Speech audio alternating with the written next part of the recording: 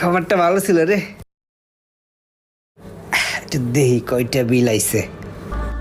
যেদিন নিজের টাকায় একটা আরন ও ফাইভ মা কিনবো গো, এতটিয়া ওই দিন বিল গাড়ি চালাবো। তাও আমি দেব না। যেমনি হোক অগ্রে বিলটা তরাই দিতে হইব। মামুনারে বিলটা তরাই দেই, জীবনে বিল দেয় নাই। এই মামুন বিল দে। ধর। আমার একটা ফোন আইছে। হ্যালো রাসেল ধর। এটা আমার কাছে কে? এটা আমি কিছু বুঝি না। এলো তুই ল।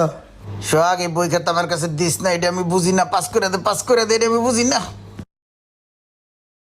কিরে তোরা কি বিল ঠিল দিবি না নাকি?